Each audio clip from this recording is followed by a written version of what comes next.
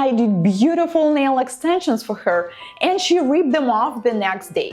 Honestly, I can't believe she convinced me to do her nails again. But this time, it's going to be different. I will do extensions that she won't be able to rip off. Her natural nails look like this now, and this is not the first time she did that. Occasionally, she likes ripping off her nail extensions. That's why some of her nails look like this. But it usually happens under certain circumstances. First of all, her nails have oily type and she also has hyperhidrosis. With this nail and skin type, sometimes it's pretty easy to get product lifting and to, let's say, separate your nail extensions from your nails. That's why whenever we have soft gel tips, soft gel extensions, or even gel nails, and once they're lifting just a tiny bit, then she's helping them and ripping them off. But this time we're going to do things differently. First of all, we're going to start with thorough nail prep. I will push back the cuticles, and we can also see that her cuticles are rather sticky, so we are going to take great care of them and to do such prep that no lifting will be ever possible on these nails. The biggest issue when working with oily nails is the product always tends to lift. And this is what you need to do about it. You need to be pretty quick, because normally when we buff the nails and we take off the surface shine, we have about 40 minutes, sometimes even 1 hour, to do the product application before these natural oils will come back. But when we have a person with hyperhidrosis and on top of that oily nails, this time is way less than that. So you can rather prep 2 or 3 nails at a time, or you just need to be very quick in general. You need to prep all the nails and then you need to do the product application within 30 minutes. Today, on top of those challenges, we also have damaged nail plates. Not all of them, but some nails are a bit damaged.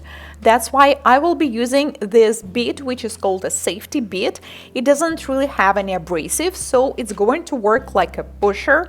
It's not really cleaning anything, but it helps to push back the cuticles to separate it from the nail plate. So it is going to be much easier for me to proceed with the dry manicure. This is definitely an extra step. That is going to take an extra time, but I always use it whenever I'm working with someone who has thin or sensitive skin or sensitive cuticles or damaged nails, and in this case it is going to be very helpful. Normally I use slightly higher speed than I usually do with diamond bits, so now it's about 18,000 rotations per minute. When I'm finished working on one side of the nails, I switch to reverse mode and continue with the opposite. It looks like we already did plenty of work, but remember, this bit, there's no abrasive on it, so it's not really cleaning anything, it's just pushing back the cuticles. But the most important part of the nail prep is to clean the spreading part of the cuticle from the nail plate. That's why I'm going to continue with the flame-shaped diamond bit. I'm also going to use it to clean the sidewalls, to get rid of the hangnails and some dry parts of the skin in the corners. Normally I use the one with red abrasive mark, but this one is yellow, which is softer. And I don't use it that much, but in this case, when we have damaged nails that were recently ripped off, we definitely need something softer. So this nail in particular is damaged, that's why I'm pushing back the cuticles, but I really focus on not touching this damaged part of the nail plate.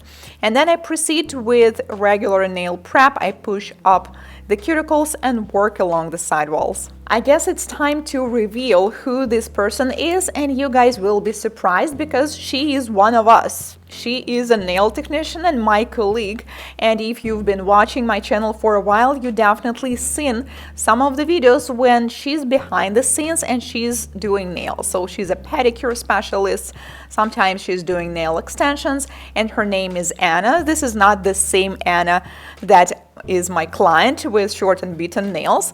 So what I wanted to say is that even though she's a nail technician, she still has this weird habit of ripping off nail extensions, but only when it's made of some soft products, such as soft gel tips, soft gels, and sometimes hard gels.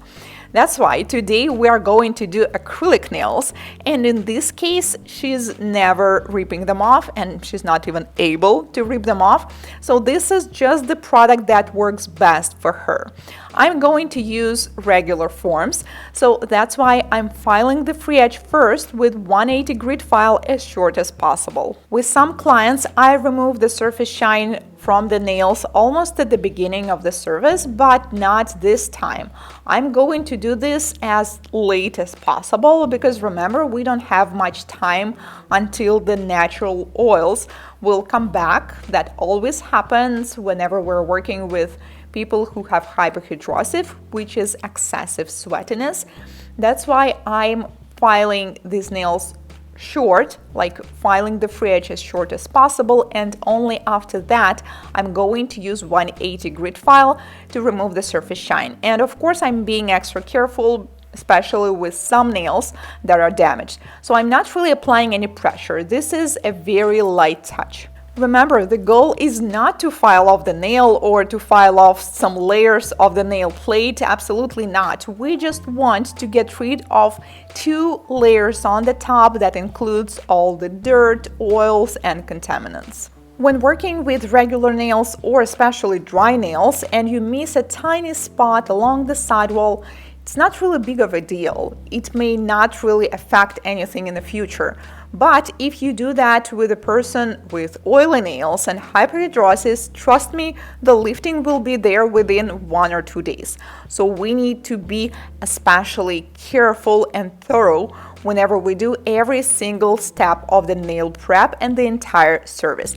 I know this so well because I used to have hyperhidrosis myself. As I got older, it kind of went away, but I just know the struggle, and I struggled with lifting on my nails for so long. That's why I just know how you need to handle them. Then I trim the dead tissue of the cuticle with manicure scissors, and we proceed to product application. I apply dehydrator and non-acid primer, and then I proceed to applying acrylic right away. I decided to try Japanese brand. My friend Yoshiko gave it to me, and it's just so enjoyable to work with it. This color is called Natural, so it's like milky and semi-transparent. It really reminds me of this early style of acrylic nails when we used to use this natural color tips. We will do short oval-shaped nails, not too long. I think it will be perfect for her. I mean, it will look great on her fingers, and also it is going to be quite practical. I always start with building the free edge, and then I take my time to make sure that it's symmetrical, that I have enough product, and then I proceed to building the apex and central part of the nail. When doing traditional oval shaped that is not pointy, I think it's really nice when you slightly pinch the nail because it's going to look a little more slim and we will have this nice natural looking curve. So if it takes a while to apply the tip of the nail, then you can do it right now. So I just slightly pinch it, not all the way, just to create this curve, and then I take a large bead and build the structure from the center. I like the smell of monomer in general, I have to admit, especially certain brands, and this Japanese acrylic smells so good. Or maybe it's just the smell of nostalgia, I'm not sure, but I really enjoyed working with this acrylic. I also want to bring your attention that the brush I'm using, most of the times it's rather dry. So I pick up the bead, and then if I have some excess monomer on the brush, I clean it with a tissue, because when you're working with a dry brush, the product is not going to stick too much to it. You're not risking accidentally touching the client's skin with the monomer, and it's much easier to achieve the perfect surface. At this point, the product is definitely set on the tip because we started with it and it was a while ago. So I carefully take off the form and pinch the nail again. You can do it with your own nails or you can use a pinching tool, but be careful, don't overdo it. Our goal is not to make it like 3 times narrow. We just want to slightly pinch it to create the curve. Then I proceed and apply dehydrator and non-acid primer again.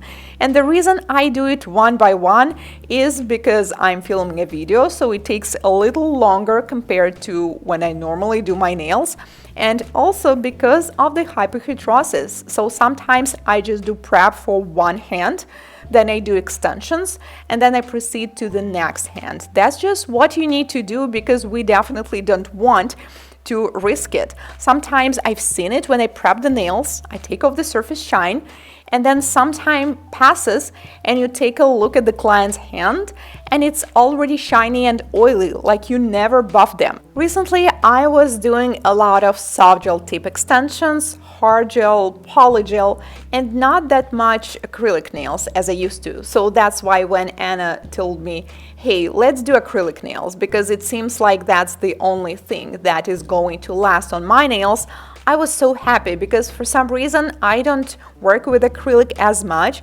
So let me know, guys, in the comments if someone is also working with acrylic, because to me this is like a special kind of meditation whenever I do this kind of application. So once you have the apex on point, once you have the tip, then we slowly proceed to the cuticle area. Normally this is the part that I do the last because I want the tip of the nail, the apex area, to set first, so later I can pinch it. And then I do the cuticle area. Make sure that you have this little margin from the skin, but not too close. And if you don't have much experience yet and you're working with someone with oily nails, my best tip for you is to leave gap that is slightly bigger than usual from the cuticle and from the sidewalls. Once again, we carefully remove the form. If the product is not fully set, then don't do it yet, because this is how we can mess up our perfectly sculptured shape. Then I pinch the nail again. It should not be painful in any way. And then we proceed to filing and shaping. I like using these thin wooden files when filing the sidewalls, because this is how you can avoid accidentally scratching the client's skin and reaching these furthest areas, especially for someone who has puffy sidewalls. And then to file the surface of the nail, you can use 180 or 150 grit. The main difference with acrylic from gel nails is that even if you did flawless perfect application and you don't really need to file it, it still has this slightly grainy surface, so you need to buff it, especially the cuticle area. With gel, we can definitely skip that and go right to color or top coat application. But with acrylic, you still need to buff it to make sure that the surface is smooth, and after that we can seal it with gel or the top coat. We really fell in love with this semi-transparent, milky, natural look of the nails because they look natural at this point, right? But a little touch of cuteness will never hurt, so we decided to use this milky gel polish with shimmer on top just to add a little bit of shining. If you're adding gel color to your acrylic nails, remember you're not supposed to buff the surface to a high shine. Actually, if it's more rough, let's say you've been using 180 grit file, it's even better, because when it's too smooth, then the color might eventually separate. Now they look even more cute with this milky and shimmer color, and also we're hiding some imperfections because remember on some nails we had these red spots. Then we cure it for 1 minute in LED and seal with a glossy top coat. Have you ever had an experience with someone who ripped their extensions off whenever it's a certain type of product, or maybe you're guilty of doing something like this? Please share your stories in the comments. Meanwhile, I'm cleaning her nails with a special cleansing foam, and this is the final look. Thank you so much for watching. If this is your first time here on my channel, consider subscribing, as I post nail art tutorials just like this one every week. See you in my next one.